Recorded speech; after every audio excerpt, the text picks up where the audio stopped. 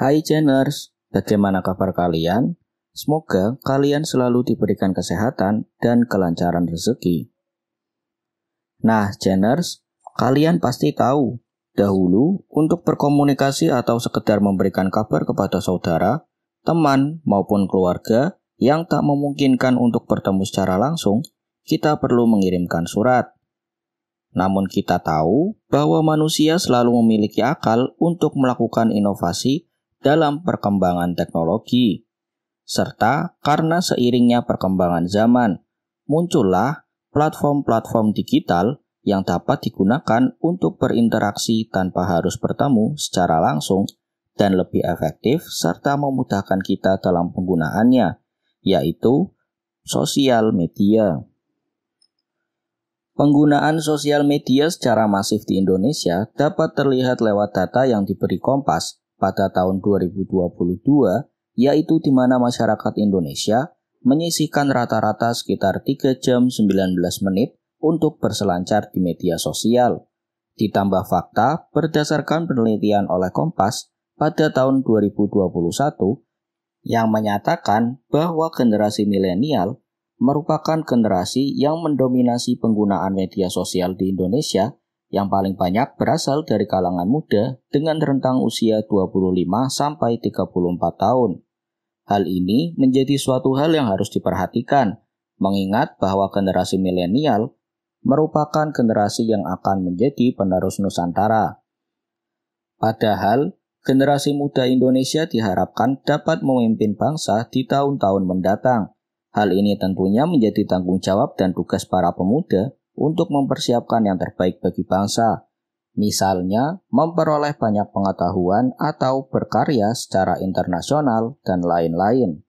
Namun kenyataannya saat ini, sebagian besar anak muda Indonesia mengalami adiksi terhadap sosial media akibat penggunaan sosial media secara masif.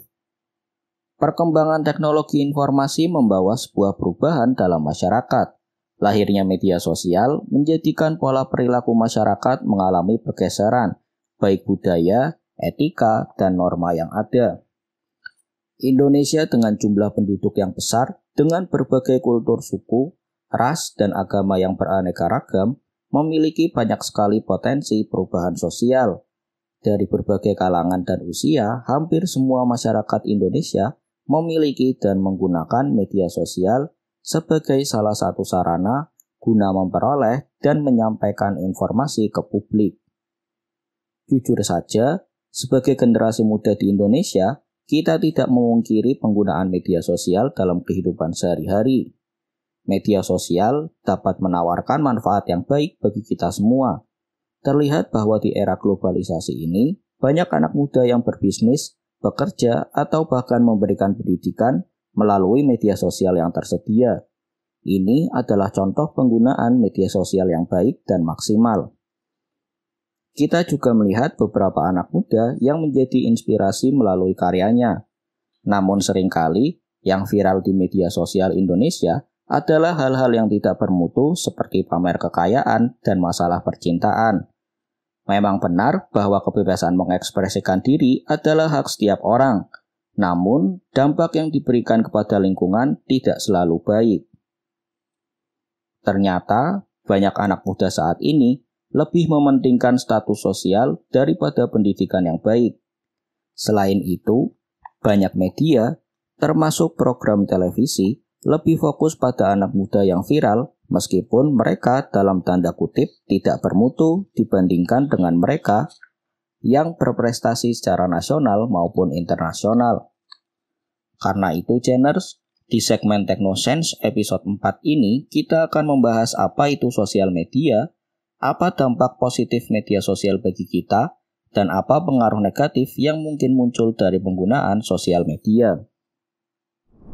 Media sosial atau sering juga disebut sebagai sosial media adalah platform digital yang memfasilitasi penggunanya untuk saling berkomunikasi atau membagikan konten berupa tulisan, foto, ataupun video, dan merupakan platform digital yang menyediakan fasilitas untuk melakukan aktivitas sosial bagi setiap penggunanya. Media sosial juga merupakan sebuah sarana untuk bersosialisasi satu sama lain dan dilakukan secara daring yang memungkinkan manusia untuk saling berinteraksi tanpa dibatasi ruang dan waktu. Contoh media sosial yang populer digunakan dalam beberapa dekade ini antara lain seperti Facebook, Twitter, Instagram, TikTok, WhatsApp, YouTube, dan lain sebagainya. Platform ini dapat digunakan masyarakat untuk menuangkan kreativitas yang ada pada diri mereka, serta kita dapat membagikan pengalaman hidup, memberikan info-info bermanfaat kepada orang yang tak dikenal. Media sosial terus mengalami perkembangan yang pesat.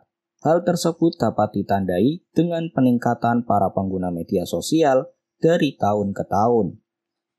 Dikutip dari data reportal.com, pada awal tahun 2023, pengguna internet di Indonesia mencapai 212,9 juta orang dan 167 juta diantaranya aktif bermain sosial media. Jumlah ini setara dengan 60,4% dari total populasi. Dari jumlah tadi, 153,7 juta pengguna berusia 18 tahun ke atas. Situasi yang terjadi saat ini menyiratkan bahwa handphone ataupun sosial media sudah bukanlah lagi kebutuhan sekunder, tetapi sudah menjadi kebutuhan primer karena kita sudah sangat bergantung pada teknologi yang satu ini. Seperti teknologi pada umumnya, media sosial memiliki dampak positif maupun negatif. Beberapa dampak positif dari penggunaan media sosial antara lain adalah sebagai berikut. Yang pertama, sebagai sarana pembelajaran. Berkembangnya media sosial memberikan kemudahan masyarakat dalam mengakses informasi. Media sosial juga masif dalam menyediakan berbagai situs dan konten-konten terkait pendidikan, sehingga pelajar lebih menjadi mudah belajar di mana saja dan kapan saja, serta sekaligus mudah untuk mendistribusikan beragam ilmu. Yang kedua, sebagai sarana sumber informasi. Dampak media sosial sisi positif lainnya adalah kemudahan dalam pencarian informasi. Sebelumnya, pencarian informasi cenderung terbatas dan memerlukan waktu yang cenderung lebih lama. Dengan hadirnya media sosial, kalian bisa mencari informasi apapun dengan lebih mudah dan cepat.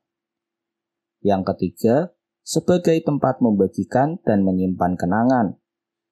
Sebagai tempat untuk bersosialisasi, media sosial menawarkan kesempatan bagi penggunanya untuk membagikan dan menyimpan kenangan baik senang maupun sedih dalam bentuk foto ataupun video, sehingga bisa dilihat di kemudian hari untuk dikenang. Yang keempat, memudahkan komunikasi. Salah satu dampak media sosial dari sisi positif adalah kemudahan dalam berkomunikasi. Saat ini pun ada cukup banyak aplikasi di media sosial untuk mengirim pesan, telepon, hingga video call, seperti WhatsApp, Line, Messenger, dan lain-lain. Dengan menggunakan media sosial, pesan atau sambungan telepon bisa dilakukan dengan lebih mudah, lebih murah, dan lebih cepat. Yang kelima, sebagai sarana berbisnis. Dampak media sosial dari sisi positif tak hanya digunakan untuk berkomunikasi saja, tetapi juga mulai menjadi peluang bisnis. Bahkan, beberapa platform media sosial telah memberikan fitur khusus untuk berbisnis. Sehingga, dengan media sosial, bisnis kecil pun memiliki peluang yang besar. Media sosial dapat dimanfaatkan untuk menganalisis pasar, konsumen, kebutuhan produksi, hingga mempromosikan suatu produk. Yang keenam, sebagai sarana hiburan. Munculnya beragam media sosial membuat pengguna lebih mudah menunjukkan ekspresi yang bervariasi. Kalian menjadi lebih mudah mengakses beragam aplikasi hiburan untuk membuat beragam konten. Tentu saja hal ini menjadi sarana rekreasi tersendiri bagi beberapa pengguna. Sebut saja aplikasi TikTok, YouTube, Instagram, dan yang lainnya yang berisi berbagai hiburan, mulai dari musik, film, dan lain sebagainya. Banyak masyarakat yang menjadikan media sosial sebagai sarana hiburan, baik yang memberi hiburan maupun yang menikmati hiburan tersebut. Yang ketujuh, sebagai sarana pengembangan keterampilan sosial. Media sosial tentu berperan besar memberikan dampak positif bagi kehidupan sosial. Media sosial membuat masyarakat kini lebih mudah mengenal satu sama lain. Bagi para remaja yang menggunakan sosial media, lewat sosial media, mereka akan belajar tentang bagaimana cara memperluas pertemanan dan bagaimana cara untuk beradaptasi dan bersosialisasi dengan masyarakat dengan berbagai konflik dan latar belakang yang berbeda. Di samping dampak positifnya, media sosial juga berpengaruh negatif jika tidak digunakan sesuai norma dan aturan yang ada. Nah, Geners, berikut adalah beberapa sisi negatif atau dampak negatif yang ditimbulkan oleh sosial media. Yang pertama, cyberbullying. Cyberbullying merupakan tindak kejahatan yang terjadi di media sosial dengan melontarkan kata-kata kasar, mengejek, mengintimidasi, meneror, serta mempermalukan seseorang sehingga menyebabkan kerugian bagi individu tersebut. Di media sosial, kasus bullying dapat lebih parah karena semua orang dapat dengan bebas berkomentar negatif. Hal itu pun dapat memberikan tekanan kepada korban. Menurut hasil survei platform digital EU Report, 45% orang mengaku pernah mengalami tindak kekerasan digital dan 71% mengatakan bahwa sosial media merupakan platform digital yang paling banyak terjadinya cyberbullying. Hal ini perlu perhatian khusus mengingat cyberbullying memiliki persentase yang cukup tinggi. Yang kedua, gangguan kecemasan sosial. Gangguan kecemasan berupa gangguan yang diidentifikasikan dengan rasa khawatir yang berlebihan. Gangguan kecemasan terbagi menjadi beberapa tipe, yaitu gangguan panik, fobia spesifik, gangguan kecemasan umum, agorafobia, dan gangguan kecemasan sosial. Sedangkan tipe dari gangguan kecemasan yang dialami oleh para korban cyberbullying di media sosial adalah gangguan kecemasan sosial yang merupakan ketakutan akan pandangan secara negatif yang dilakukan oleh orang lain dalam lingkungan sosial. Gangguan kecemasan sosial kerap terjadi akhir-akhir ini karena jumlah penggunaan media sosial yang semakin meningkat. Gejala-gejala yang dialami oleh penderita gangguan kecemasan sosial diantaranya adalah seorang individu menghindari segala macam interaksi sosial di lingkungan sekitarnya, tidak dapat membuat percakapan yang baik, tekanan psikologis yang mengakibatkan beberapa masalah seperti sulit tidur, konsentrasi yang terganggu, hipertensi, hingga sakit kepala dapat terjadi. Yang ketiga, kecemburuan sosial. Para peneliti mengatakan bahwa adanya tingkat ketimpangan yang tinggi di Indonesia dan disorot di media sosial bisa menyebabkan kecemburuan dan kebencian. Orang akan cenderung menilai negatif ketika melihat gambar atau postingan bagaimana orang lain hidup di media sosial. Dikutip dari data indonesia.id, berdasarkan hasil survei kesehatan jiwa remaja nasional Indonesia pada Oktober tahun lalu, sebanyak 1 dari 3 remaja berusia 10-17 tahun di Indonesia memiliki masalah kesehatan mental dalam 12 bulan terakhir. Jumlah itu setara dengan 15,5 juta remaja di dalam negeri. Sebanyak 1 dari 20 remaja berusia 10-17 tahun di Indonesia juga mengalami gangguan mental. Angkanya setara dengan 2,45 juta remaja di Indonesia. Gangguan cemas menjadi gangguan mental paling banyak diderita oleh remaja, yakni 3,7%. Gangguan mental tersebut merupakan gabungan antara fobia sosial dan gangguan kecemasan secara menyeluruh. Posisinya diikuti oleh gangguan depresi mayor dengan proporsi 1%. Masalah kesehatan mental terbanyak berikutnya adalah gangguan perilaku sebesar 0,9%. Lalu, ada 0,5% remaja yang mengalami gangguan stres pasca trauma atau PTSD. Persentase serupa dialami oleh remaja dengan gangguan pemusatan perhatian dan hiperaktivitas atau ADHD. Meski akses ke berbagai fasilitas kesehatan sudah meningkat, hanya sedikit remaja yang mencari bantuan profesional untuk menangani masalah kesehatan mental. Proporsinya hanya tercatat sebesar 2,6% dalam 12 bulan terakhir. Yang keempat, penyebaran informasi palsu. Dilansir dari Wikipedia, berita bohong atau hoax adalah informasi yang sesungguhnya tidak benar, tetapi dibuat seolah-olah benar adanya. Sementara menurut KBBI, hoax mengandung makna, informasi atau berita bohong, atau berita yang tidak bersumber. Salah satu dampak media sosial adalah mempercepat penyebaran informasi tanpa adanya batasan yang tidak diimbangi literasi digital, yang menyebabkan berita palsu atau hoax merajalela. Melansir jurnal PLOS ONE, hal yang perlu diwaspadai adalah penyebaran informasi palsu yang terkadang bisa menjadi masalah yang lebih kompleks, sehingga kerusuhan bisa terjadi. Yang kelima, perbandingan sosial. Salah satu cara media sosial merusak kesehatan mental remaja adalah melalui perbandingan sosial.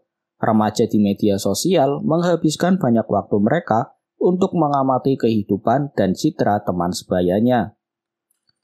Oleh karena itu, ini mengarah pada perbandingan konstan, dan ini dapat merusak harga diri dan citra tubuh. Selain itu dapat menyebabkan depresi. Perbandingan sosial di media sosial dikaitkan dengan gejala depresi di kalangan remaja, khususnya remaja putri. Masalah sosial remaja yang ini jarang terlihat oleh orang dewasa karena mereka merusak sedikit demi sedikit dari dalam. Seperti jenis perbandingan sosial lainnya, remaja melaporkan harga diri dan evaluasi diri yang lebih rendah ketika melihat teman sebaya di Facebook atau situs media sosial lainnya. Misalnya, ini termasuk melihat profil tempat teman sebaya mereka memposting tentang kebiasaan sehat, acara sosial yang menyenangkan, atau pencapaian mereka.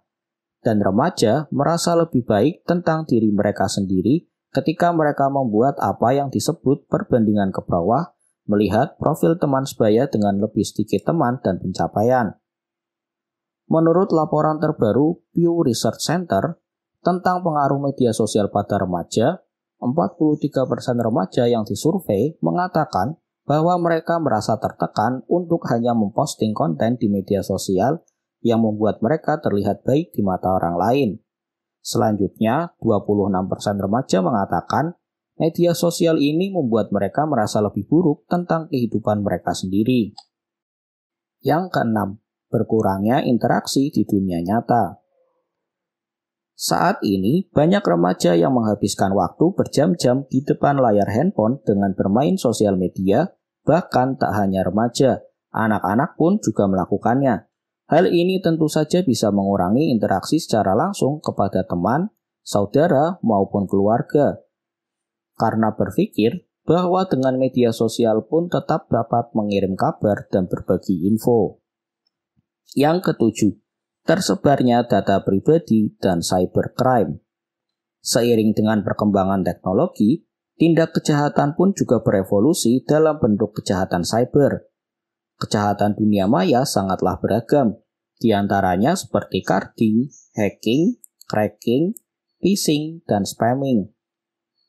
Tapi pada dasarnya semua itu berasal dari bocornya data seseorang.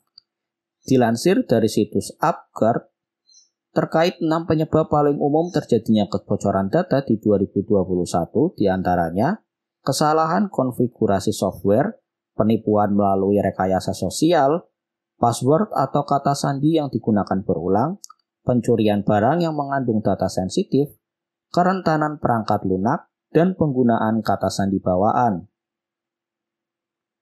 Dikutip dari privy.id, berdasarkan data Kepolisian Republik Indonesia, sepanjang Januari hingga September 2020, terdapat 2.259 laporan kasus terkait kejahatan cyber. Kebocoran data menjadi gerbang utama bagi peretas untuk melakukan pembobolan data. dan mencuri informasi sensitif dari korbannya. Adanya regulasi yang jelas terkait perlindungan data pribadi di Indonesia merupakan salah satu bentuk pencegahan terjadinya kebocoran data di kemudian hari. Yang ke-8, penipuan. Salah satu resiko mengakses internet adalah menjadi korban penipuan online. Semakin sering kalian terhubung dengan internet, resiko tersebut otomatis juga meningkat. Para pelaku penipuan online biasanya akan melancarkan aksinya dengan berbagai cara serta melalui beragam media. Yang ke-9, tersebarnya bahasa kasar pada anak-anak. Pada saat ini, tak hanya orang dewasa yang menggunakan sosial media, anak SD sampai SMP pun sudah banyak yang mengenal sosial media. Nah, yang disayangkan adalah pada saat menggunakan sosial media tersebut, anak-anak seperti mereka cenderung mengikuti apa yang ditonton dan didengar dari sosial media, terutama bahasa. Bahasa anak merupakan suatu hal yang awalnya didengar, kemudian diucapkan kembali oleh sang anak. Maka dari itu, lingkungan keluarga dan sekitar anak sangatlah berpengaruh besar kepada bahasa anak. Sangat disayangkan apabila anak-anak juga ikut mengucapkan bahasa kasar yang didengar dan ditontonnya dari sosial media. Nah, Geners, itu tadi adalah penjelasan mengenai media sosial beserta dampak positif dan dampak negatifnya bagi kita. Generasi muda seperti kita diharapkan dapat menggunakan sosial media untuk hal-hal yang positif. Kita sebagai generasi muda harus menjadi anak muda yang bijak dan kreatif dalam menggunakan sosial media. Bagaimana, Geners? Apakah kalian punya pertanyaan ataupun pendapat yang berbeda? Kalau ada, tulis di kolom komentar ya. Kalau ada saran next video mau bahas apa, silahkan tulis juga di kolom komentar. Jangan lupa klik tombol subscribe jika belum, like jika suka, dan share ke teman-teman kalian supaya mereka juga tahu informasi yang kalian tahu. Terima kasih sudah menonton, sampai jumpa di video selanjutnya.